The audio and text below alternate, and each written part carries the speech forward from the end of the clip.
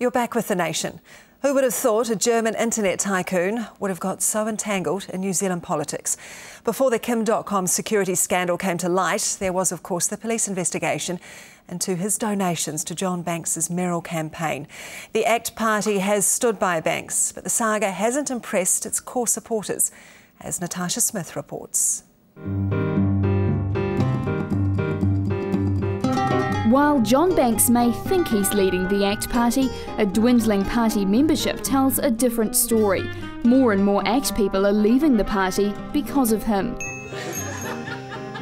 Once John Banks became the MP, I realised there's no chance for ACT. He's not a freedom lover. He's not interested in the rights of the individual. He's not interested in any of that. He's interested in John Banks. With John there, I'm sorry, he's just the wrong person, I believe.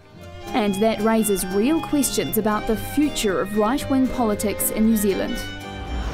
ACT's problem is that by relying on one seat, Epsom, it's become a personality-driven party, and that doesn't sit easily with a party founded by those on an ideological mission. And now they're voting with their feet.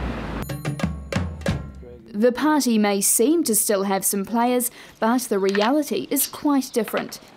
Jim Owen used to be an ACT board member and not long ago ran for vice president of the party, missing out by 6 votes. But when he called around party members for support, what he found shocked him. I was staggered at how many people were no longer, although they were members, still on our membership list, they were no longer interested in ACT. They wanted nothing more to do with it. So he's set up an organisation called the True Liberals, although he doesn't have enough members to become a party yet. That reference to True Liberals tells the whole story. Former ACT members like Jim Owen believe John Banks is sold out to the party's principles. There's an opening, a very good opening, for a group up there who believe in small government and who believe in progressive social ideas such as I can think, in particular, I can think of drug law reform and euthanasia reform and things of that nature. His focus is on attracting young, liberal ACT voters, like Hayden Fitzgerald, the president of ACT on campus. He's also an ACT board member. Not long ago, he threatened to pull his support from the party if John Banks didn't vote to keep the alcohol age at 18. He won that argument, but he admits there's tension within the party. ACT doesn't know what it stands for properly and therefore gets no support. I think it should be a Liberal party. There are others that may think it should be a Conservative party, and I think while you've got all of those people under the same tent, there's always going to be disagreement. I understand there's ACT members leaving though because they are concerned about the state of the party. Does that concern you? Yeah, it concerns me, yes. And that's why I think the party needs to take a clear direction on where it's going. And once it decides that, then these people can either all leave and then go in another direction, or they can go in the Liberal direction and get these people back. Behind the scenes, some true believers who still support the party's original aims of getting the government out of people's lives are now looking to the Libertarians Party. I want to be a billionaire, got great ideas. The government has a nasty surprise. Here comes the IRD. The following is the list of government departments and state-owned enterprises that a Libertarians government would sell with the... This is a party whose members advocate policies like the legalisation of cannabis, voluntary euthanasia, easy access to guns, a stronger defence force, and the gradual withdrawal of government funding for education, health and welfare. I'd previously seen ACT as a watered-down compromise option, but still, a decent enough option. But once John Banks became the MP, I realised there's no chance for ACT. We need something new. The Libertarians Party formed 17 years ago and is home for supporters who want as little government as possible. They're holding a conference next weekend and see a chance to breathe life into tired Liberal politics. Whatever it is, it's taking us further down the path of freedom and less coercion. I can think of 5 policies easily that not only take us towards freedom but are actually populist, and as long as we're right, then being populist is no bad thing for a political party. Up for debate, a motion to merge with Jim Owen's True Liberals, ACT and even the legalised cannabis party. After all, true libertarians believe you should be able to do with your body whatever you like.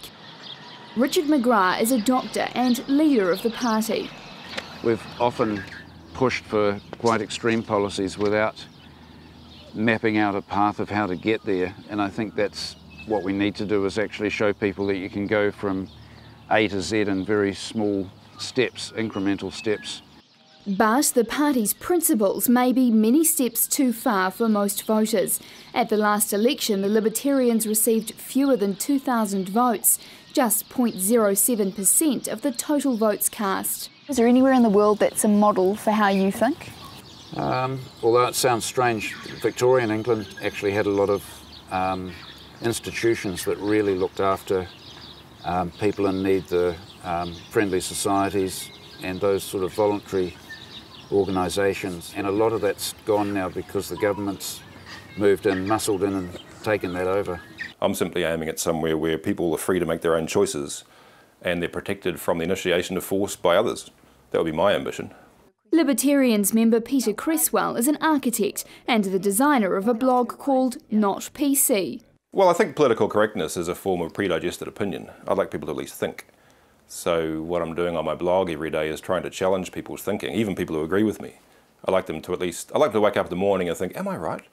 Is that true? He'd like radical cuts to government spending. He'd get rid of whole government departments and the Reserve Bank. He'd also make Christchurch a tax and politician-free zone. You can say no taxes, get rid of the RMA. So for 3 or 4 years or 5 years, you've got complete freedom for people to do what they wish with what little they have left. But talk is cheap, and whether those on the Liberal right can actually succeed is questioned by former ACT marketing manager David Bridgman. The problem with the Liberals is it's almost like a problem with ACT.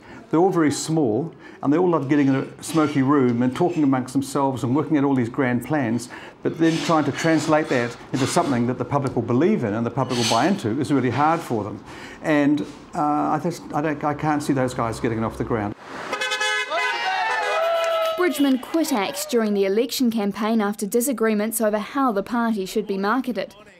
As things got tougher and tougher and tighter and tighter, winning Epsom became everything for them, and I think they lost sight of the overall game plan, which was to get a few people into Parliament. Adding to that, John Banks ran his campaign not from ACT's office, but his own. Good to see you. I guess if you're going to be a successful politician, you have to look like a team player, but really you have to look after number one. And I just felt very much that John was looking after himself. But he says ACT's problem is more than Banks. Who did we vote for? Banksy! ACT's biggest problem is itself and the people that run the operation. That's where the real problem lies. They have good policies, they're intelligent people, but they don't seem to be able to sell themselves or sell the policies in the right way. With the ACT party and its leader John Banks both struggling to sell any good news, and the leftover Liberals far from organising themselves into a credible political force, the possibility of National gaining a stable coalition partner on the right is looking increasingly dim. Natasha Smith reporting there.